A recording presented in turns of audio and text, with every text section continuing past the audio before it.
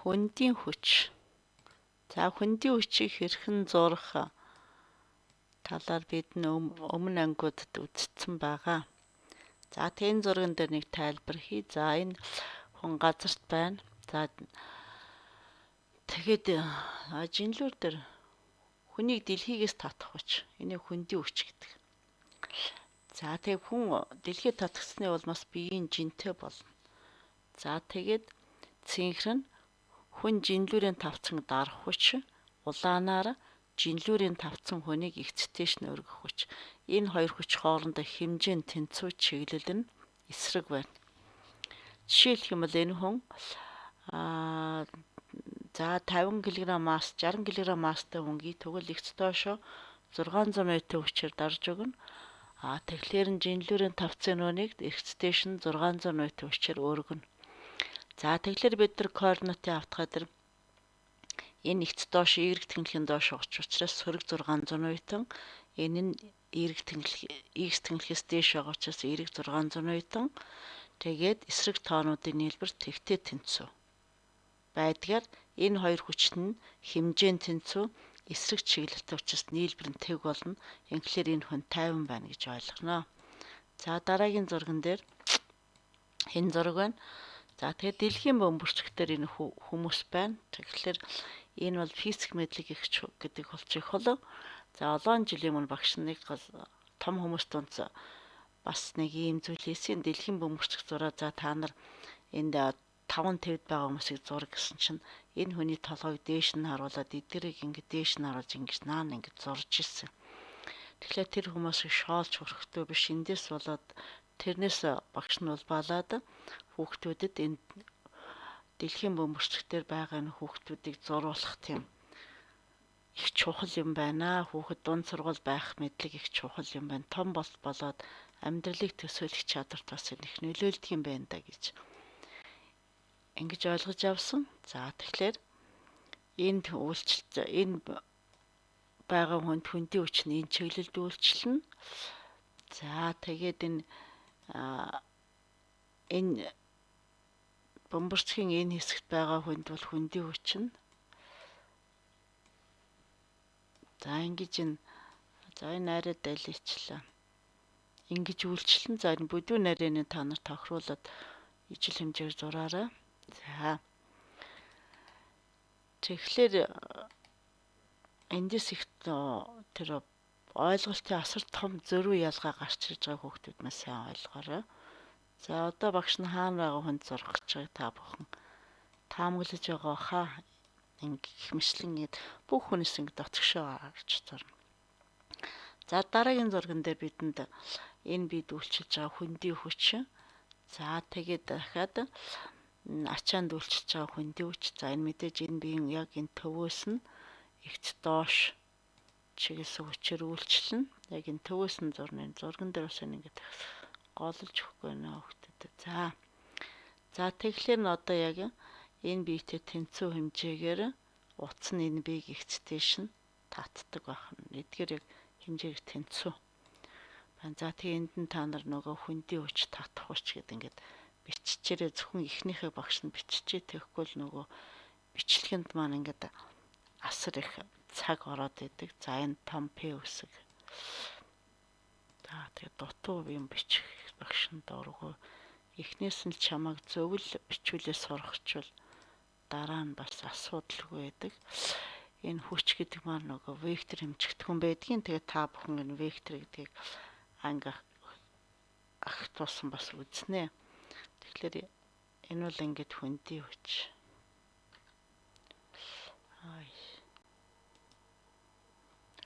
Агийн л арилгачих гэсэн. За энэ бас л энийг ингэх байсан гэж. За энэ хөндийн хүч. Энэ хөндийн хүч. За ихцдээш нь энийг утасны татах хүч. Гээд ерөнхийдөө явах том Т үсгээр тэмдэглэждэг.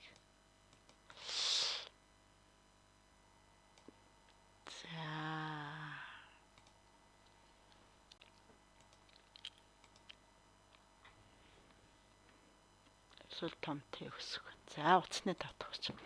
Тэ энэ хоёр хүч нь хэмжээгээрээ тэнцүү чиглэлээрээ эсрэг байдаг бахан. За энийг бол та нар сайн тэгэд ингээ ойлгоод авчир. Энэ бол байгалийн асар том хууль. Тэгээд одоохондоо та нартаас хэлэхээр Ньютоны 3 дугаар хууль гэдгийг. Тэгээд та нарт энийг одоо хэлснээр бас нэг тийм том бас ингээ чамд хүндчихгүй зүгээр шууд л Ньютоны 3 дугаар хууль ийм байдаг юм байна. Бүх биес хоорондоо харилцан үйлчлэлцдэг. За тэдгээр хүчнүүд нь эсрэг чиглэлтэй ижил хэмжээтэй байд юм байна гэдээ ойлгоод авчихад хүнд биш баха. За дараа нь энэ бид үйлчлэх хүндийн хүч.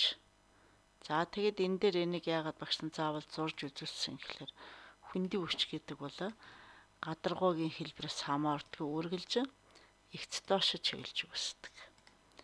За тэгээ утасны татах хүч үл энэ өөрийнхөө утасныхаа дагуу байна. Чиглэнэ. За энэ их ингээд зурхад хэцүү. Тийм учраас энэ хүчийг зурхад бол за ингээд энэ утасны дагуутай болчихно. Энийг энд авчираад бид нар налуулах ёстой. За ингээд зур. За пүршин дээр мэдээж энэ хүндийн хүч хаач исэн бүгд үргэлж эгц доош. За энэс хойш хэдэн бий вэ? 3 4 5. За энэ шүүхэрт байгаа бид хүндийн хүч үргэлж эгц доошоо. Энэ усанд байгаа энэ өндөгний хүндийн хүч буюу биенжийн эгц доошоо. Налуу дээр байгаа энэ биеийн хүндийн хүч бас үргэлж эгц доошоо. За энэ хэвтэй хавтгад дээр байгаа биеийн хүндийн хүч эгц доошоо. За хүндийн хүчийг дандаа энэ биеийнх нь нөгөө төвөөс зураад байгааг та бүхэн сайн ойлгож аваарай. Тэгээд за тэрийг гүйцэтгэж зурчида тэр хүчийг дүрслэхдээ нөгөө хүчний үйлчлэлийн цэг ашаа юу гэж утсан? Хүчний үйлчлэлийн цэг байна, хүчний хэмжээ байна, хүчний чиглэл байна гэж үзсэн шүү дээ. Тэгэхээр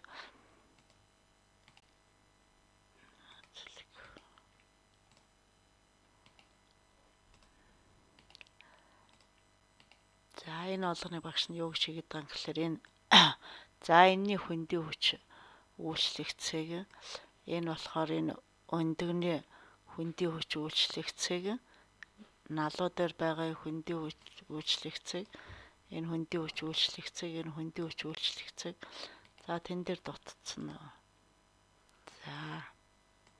За ингээд. За тэгээ нэгдүгээр биеийн хувьд бол энэ утасны татах хүч утасны татах хүч хэвээрээ байна. За тэгээ энэ пүршинд бол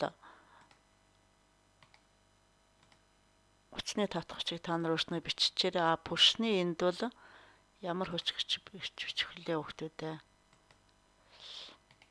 Энэ бол харимхай хүч. Пүршинд бол энд F уух. F тэгээд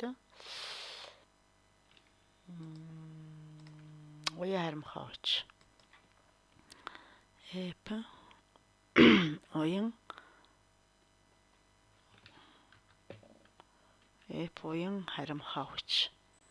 За тэгэхээр нөгөө ямар биетүүдтэй харилцан үйлчилж чинь тэр хүчийг нь бас нэрлэх нь өөр юм тийм ээ. За энд болох дээр за налуу гадар дээр байгаа биед болохоор за энэ болчихно. За дахиад